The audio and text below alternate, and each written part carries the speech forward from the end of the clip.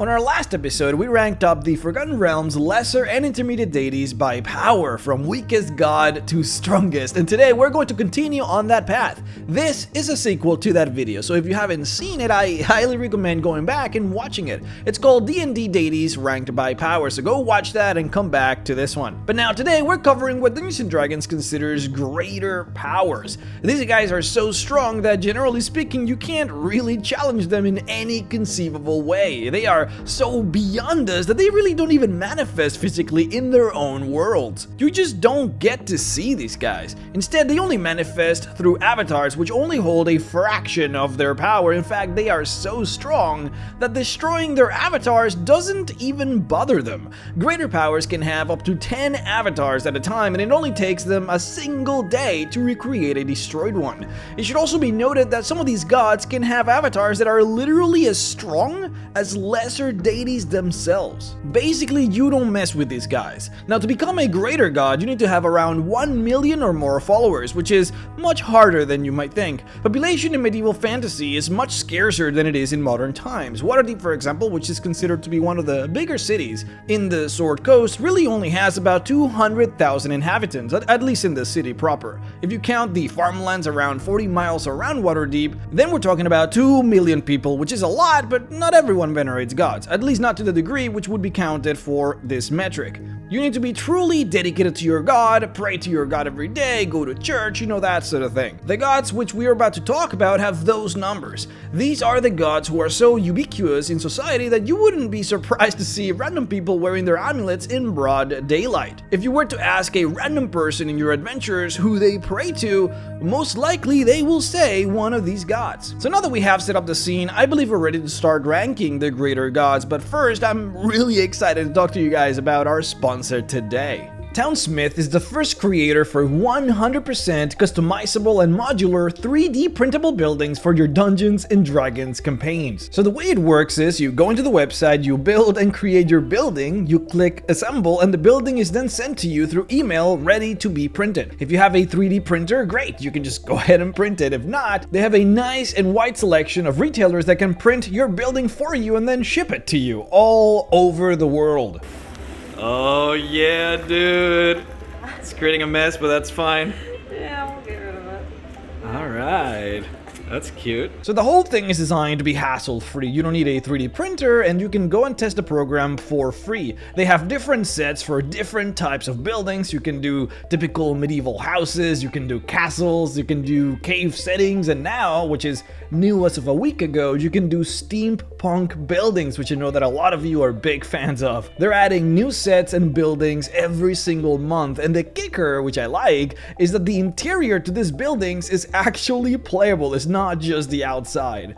It's really fun, man. This is really cool. Now, not everyone is good at building things. I personally am not the best at these sort of things either, so instead, you can simply go into the community tab in the website and you can see and take what other members of the community have created. I mean, there are people out there who are geniuses at this type of things, and you can just borrow their creations, modify them if you want, and then download them for yourself. So again, you don't need to be good at building to enjoy this. The website is townsmith.de. The link is in the description and in the comments. If you buy any sets from their store, you can use my limited code Mr. Rex at checkout to get a pretty big 30% off your purchase. Townsmith.de. Go ahead and check them out, play around with the website for a bit and see for yourself. If you have any questions, feel free to check their incredibly successful Kickstarter. The link is also in the description. But now, on to the video.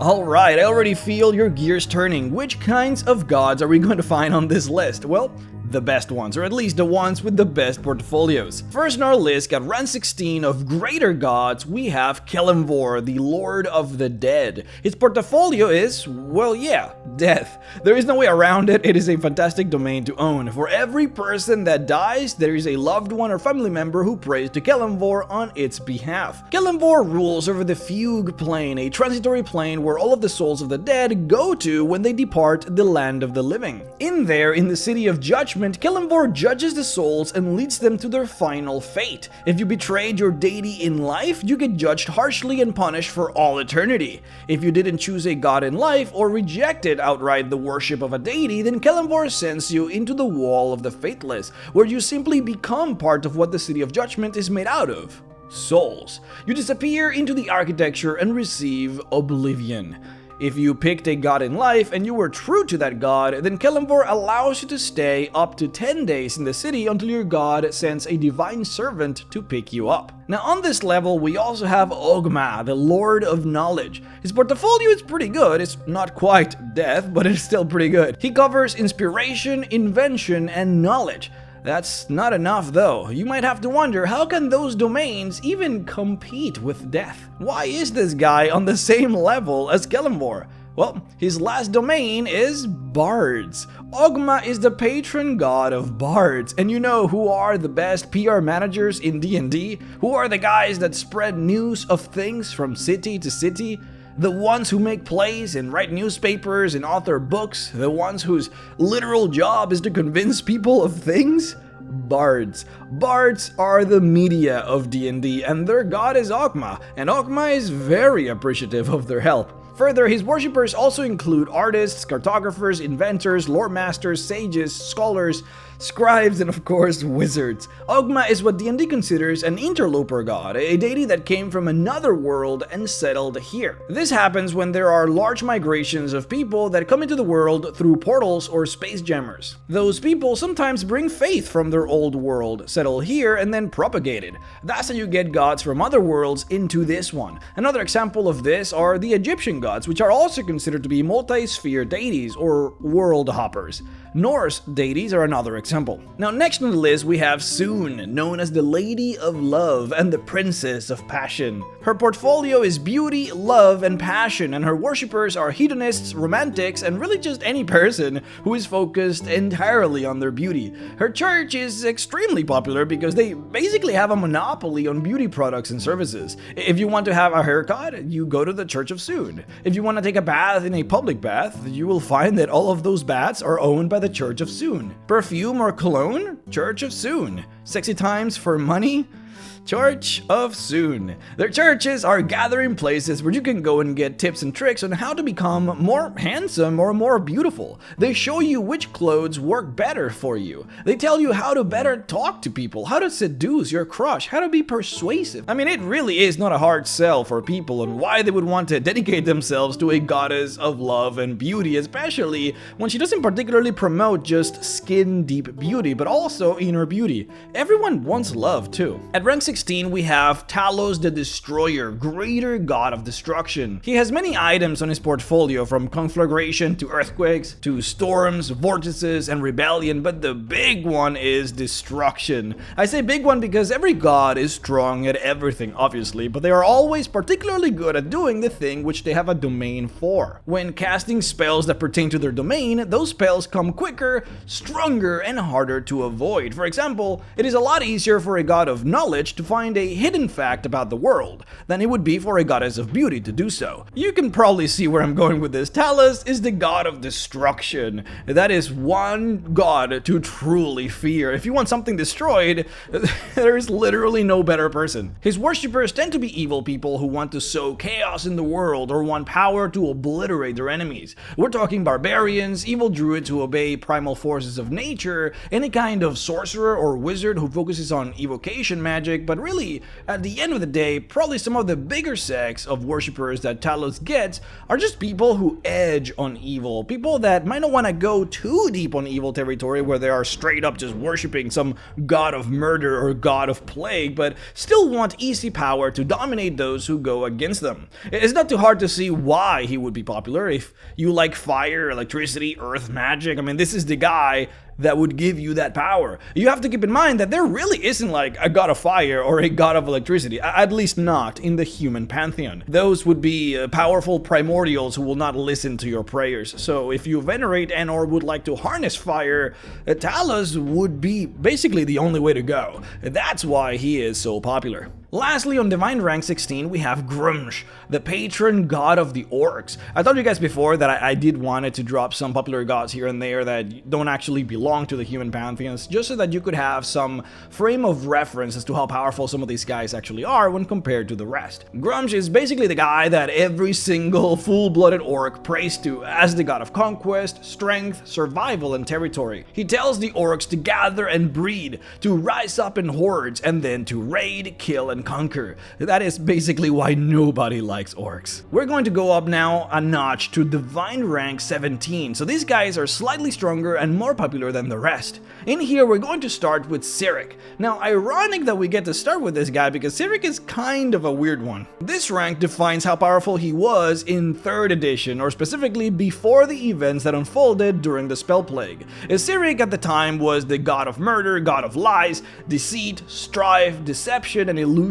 He was particularly popular not just because of these enormously powerful domains, but because he was a mortal that had a reason to become a god. And I don't mean like there was a legend or a myth or something that people believed from maybe thousands of years ago. No, this had happened like literally just a few years ago back then. This was just a guy that became a god, and frankly, that made him very popular. He was so strong at the time that he literally murdered another greater god, something that just does not happen. Possible, obviously, not just because of how strong he was at the time, which he was, but also because he had murder in his portfolio, which allowed him particular power on that field that other gods might not have.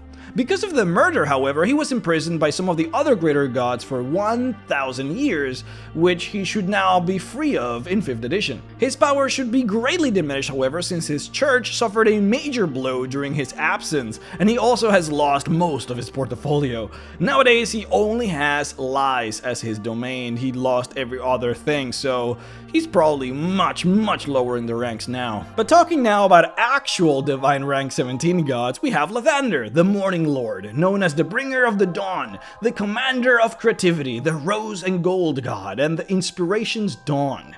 Lathander's portfolio is athletics, birth, creativity, dawn, renewal, self-perfection, spring, vitality, and youth. His worshippers include, well, honestly, everyone. The concept of staying virile, young, and vibrant really does apply to everybody. The concept of hope and light, of turning something foul into something good, the concept of making something better of yourself, I mean, these things, again, just apply to everyone. Look at it this way too, the peasant who lives in the middle of nowhere, who has no clue about lore, about the gods, about what people care about, or about who's who or what's what, that guy might literally just look at the sun coming in the morning and just pray to that. The biggest source of awe he probably would feel directly every single day would be the sun, and if you pray to the sun, you pray to Lathander, just as if you pray to the moon, you would be praying to Saloon. To take it further, one of the bigger motivators of people are their children. Parents pray to Lathander for the safety and health of their children, including for births. Every time a lady gets pregnant, suddenly the whole family becomes devout followers of Lathander to make sure that that baby comes out well. Unskilled laborers in Dungeons & Dragons also need to stay in tip-top shape in order to do their job, whether that job is tilling the land or construction. Kings might decree that people should pay homage to Helm for protection of the city. Statues might be erected to Umberlee to protect the city from tsunamis, but in the heart of most citizens, who they really love and who they truly say their prayers at night to, would be to Lathander, for he will make certain that you and yours are healthy and grow old. And that's just what really matters to people in the end. Next we have Tempus, the Foehammer and the Lord of Battles. His portfolio includes battle, war, and warriors. In here we have the literal god of war. Now you need to be careful in the way that you roleplay Clerics of Tempus, or maybe even Tempus himself. It can be a little tricky sometimes to understand the actual motivations that a god or his clerics might have, but the trick is to always focus directly on the portfolio. If you remember before, we talked about how Mieliki, goddess of the forest, is not particularly against civilized society. Being pro-forests doesn't mean that you can't have a road going through that forest. A road, if done properly, doesn't really hurt a forest, for example. You can also have plenty of trees planted or maybe even have a forest area inside of a big city. If she was a goddess of nature, on the other hand, well, she would have a problem, since nature and civilization are two completely conflicting ideas. A goddess of nature would hate all aspects of civilization. See, Cyric, who was the previous god of murder and strife, would want to promote backstabbing, uncertainty. He would want to create an ecosystem where true strong leadership would be hard to get and where lies and deceit would be king. He would want to promote that only so hard as to not create war, because if he did, he would be giving power to Tempus, god of war. Tempus, god of war, wants to promote war, but only orderly war, a war with sides, with a condition for victory. If there were no conditions for victory in the war, then it's just people killing each other for no reason. And that's just chaos and mayhem, that's just destruction. Suddenly Talus, god of destruction, becomes more powerful. These details matter to the gods because that's what gives them power, and by proxy it matters to the clerics because they get punished when they instead promote a different god. Tempus, for example, forbids his clerics from attacking peace envoys, for there needs to be a possibility of peace for it to be truly called a war and not just destruction. In Faerun, clerics of Tempus are one of the most common clerics to see in battle-stricken lands. It's unfortunate, but wars are everywhere, which makes Tempus incredibly strong. He's also killed and absorbed virtually every other god of war that he has come across, transforming him into basically one of the few left, which grants him all of those followers. The last divine rank 17 greater god we have is Bane, god of fear, hatred, and tyranny. The reason for his popularity is actually quite straightforward. When you look at the other evil gods, you can probably notice how dysfunctional they probably are to their clergy. Cyric is the god of lies, but how can you have a functional clergy when that's literally the thing that you have to promote? He was also the god of murder and betrayal at the time too, so you can deduce how badly that can go for those who follow that mantra. How can you have a clergy when everyone is just murdering each other to appease their god? Talos' clergy is by definition not centralized. They all favor chaos and destruction. They for the most part are all scattered across the world. Umber Lee is evil, but she doesn't really want her followers to go about doing evil stuff. She just threatens those who don't give her offerings with death. Bane is the one evil god who has a centralized clergy, a functional, workable clergy, an actual den of evil that is structurally sound. A typical Church of Bane has a powerful leader who rules as a tyrant, and followers who do as he says out of fear, or as a desire to rule underlings as tyrants, or to rule simple folk as tyrants. Bane promotes alliances with other evil deities or clerics, instead of just killing people for the sake of being evil.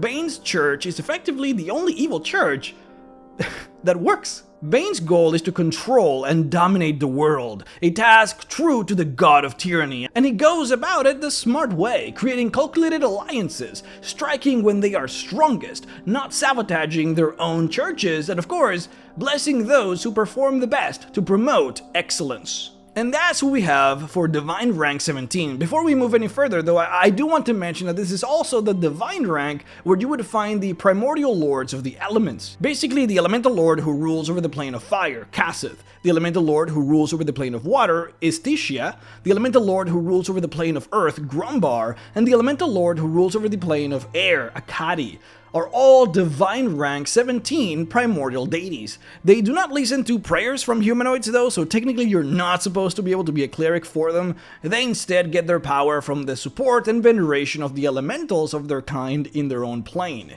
If you're curious though, in Princes of the Apocalypse, the clerics and cultists who venerated some of the other elemental primordials were probably just getting their power from Tharis Dune, the Elder Elemental Eye, who we will not be covering on this video. They were not getting their powers from the Elemental Lords themselves. Now, I do want to point out though that technically we only have a Divine Rank for Cassith. We were not actually given the Divine Rank for the other Elemental Lords, though it is safe to assume that they are all probably roughly equal in power, so they all probably have the same Divine Rank. Now, Divine Rank 17 was sort of like the ceiling for what a god could reasonably attain if they just had a lot of followers and worked hard at it. I mean, frankly, unless you as a god do something wild and crazy, you're just not gonna beat Bane or Lathander in popular support. These guys now at Divine Rank 18 are special. They have typically done something marvelous to get to where they are. You don't just casually get on this rank, is what I'm trying to say. And the first one on this list is Mystra.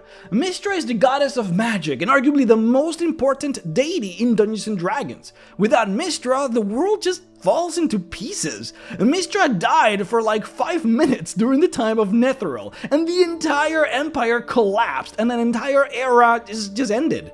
Mystra also died when she was murdered by Cyric, and the Spell Plague happened, which was a chaotic event that almost destroyed the whole planet. The planet, Toril, is encapsulated by a magical ether called the Weave. It is through the Weave that people can cast spells and do magic. Well, Mystra controls and maintains this weave. She repairs it constantly, and without her, magic just fails to function as it should. Mystra is the reason why we cannot cast anything higher than level 9 spells. Level 10, level 11, and level 12 spells do exist. They are there, but we can't access them simply because Mystra just doesn't want to.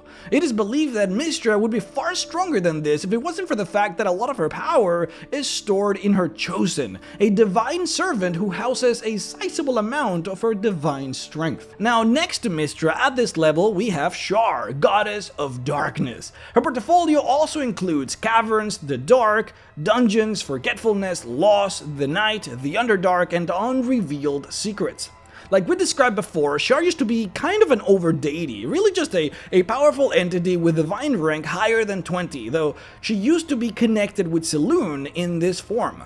After a major fractious battle against her other self, they separated and went their own way. They used to be so powerful together that they literally created the planet Toril. That's how strong they were. Selûne lost most of her power by using her divine essence to win the war against her. See, Shar wanted the planet to be basically darkness and mostly devoid of life. Selûne wanted to fill it with life. And Selûne won that battle, but not without losing a big chunk of her divinity that Shar ended up keeping. So there are two reasons why Shar is on this high of the ranks. One is because she literally used to be something of an over deity before, but two is because she literally has an entire whole material realm to venerate her. Shar created the Shadowfell by combining the plane of shadows with parts of the now defunct elemental chaos. She combined the negative energy plane with the plane of shadows and formed the Shadowfell, and basically sort of unofficially became one of the main rulers of that whole plane. She has an entire plane with millions and millions of dark souls that venerate her alongside those who do as well on the prime material plane. Now you combine that with the incredible portfolio that she has of the night and darkness, and well, you get a god that is divine rank 18. Like I said, to get here you really do need to do something special. Now at Divine Rank 18, we also have Sylvanus, the god of nature, or specifically, wild nature. That's nature that grows by itself without the touch or intrusion of civilization. Sylvanus is completely mysterious in many ways, considered to be one of the oldest gods in the pantheon with ties to many other worlds. He's peculiar because, other than Mystra, he might literally have the strongest portfolio in Dungeons & Dragons, wild nature. All this time, we have been focusing hard on gods whose portfolios include emotions or activities or types of people. Could you imagine how powerful a god would be if they just had humanoids as a domain? I mean, Lolth is divine rank 15 by literally just having drow. Kusith is divine rank 17 by just having fire and fire elementals. When you try and think about just how big and all-encompassing the concept of wild nature really is, every single plant that just grows on a hill, every flower that blossoms, every tree that grows, every mold that expands, the rain falling down, the dead body of a deer being consumed by parasites and bacteria, that all forms part of an ecosystem of a balance that empowers wild nature. If every plant, and every tree knew in its core who to dedicate itself to, they would give themselves to Sylvanus. It is unclear whether or not plants and non-sentient trees do have a soul per se, or if their veneration really even counts towards divine rank, but the fact that Sylvanus is this strong, it is particularly curious. I mean, could you imagine how powerful Umberlee would be if the whole planet was covered in water? Could you imagine how powerful Talos would be if the whole world was just covered in endless storms and earthquakes? Well, the whole planet is covered in plants and trees. It almost doesn't matter where you look. You see wild nature taking over everything everywhere. Maybe that's why he's so strong. You can find his portfolio literally anywhere you look. Now, as the very last member of those in the divine rank of 18, we have Tyr, God of Justice. Now, this rank, just like with Cyric, showcases the god as how he used to be back in 3rd edition, basically at his apex of power. By this point, Tyr could have been easily considered to almost just kind of be the patron god of humans. When you think about civilization and how it runs, how cities and towns have rules that people follow, how we know what's good versus what is bad, these, generally speaking, could be considered to have come from Tyr as the main arbiter to define what is law, what is justice. He was at the time the only lawful good, greater power in the human pantheon. Hence, when it comes to almost all of human civilization in Faerun, most of it was probably based off of Tyr's teachings and guidance. Thing is, he's not really this strong anymore. In fact, we don't even know if he's even a lesser deity at this point. He could be a demigod for all we know. He decided to give all of his deific power to Torm, god of duty, who he always considered to be his right-hand man. So by 5th edition timelines, it is not impossible for Torm to actually be a greater deity at around this divine rank. Tyr did this for he felt unable to perform his duties after some world-ending events in the D&D history that happened that he wasn't able to stop from happening. He felt guilty, and so he resigned his post and gave Torm all of his power. Further, he ended up dying in a massive invasion of heaven by demonic forces. And somehow, he seems to have been resurrected, though we're not really quite sure as to what level of power he actually has anymore. So there you have it for divine rank 18. This divine rank is special, as you can see. Tyr was here almost as the patron of civilized human society, Sylvanus as the patron of the wilds, and Mr. and Shar sort of being very special cases. On this level, we also have Garl Glittergold as the chieftain and patron god of the gnomes, and Yondala as the chieftain and patron god of the halflings. So to make it here, you need the strong support of an entire race of well-established living entities, with humans in this case counting as halflings and gnomes just because of how diverse they are in their beliefs. And then we have the last rank, the divine rank of 19. Now, based on the ranking system, there is a possibility that a god could theoretically be rank 20 before making it into overdeity status, but we have no gods in the Forgotten Realms that would fit that rank. Instead, the remainder gods that we do have of this power level will cap at 19. On this divine rank of 19, the highest that we have Moradin as the patron god of the dwarves, and Corlan Larethian as the patron god of the elves. And to be able to make it this far into this rank, you would need the undivided, full support of not just any race, but of a dominant race in the world, and that race will need to be fully devout to you. All of the dwarves venerate Moradin as their patron god, and all of the elves venerate Corlan Larethian as their primary patron god. That's just what it takes to get here. The full support of a dominant race. Now, there is one god that actually makes it here. Believe it or not, there is one god that humans venerate that is on the same level of power as both Moradin and Corlan. And there is no trick to this either. This god doesn't just get his power level because of some special circumstance like Mistra or Shar does. It is pure, concentrated worship by an impossibly large amount of humans. And not to meme about it, but you probably might have not guessed it. As the only human-venerated god at rank 19, we have Shantia, goddess of agriculture, crops, farmers, gardeners, and summer. Her worshippers include farmers and peasants, which account for like 80 to 90% of the human population in Dungeons and Dragons. It is very easy to forget, but most people are not out there adventuring or traveling or planning wars or conspiring to commit evil. In medieval society, only about 10% of the population actually live in cities. And most people just have their homes in the middle of nowhere and they exist via farming. If you remember at the beginning of this video, we talked about how the population of Waterdeep, one of the biggest cities in Faerun, only really has a population of about 200,000.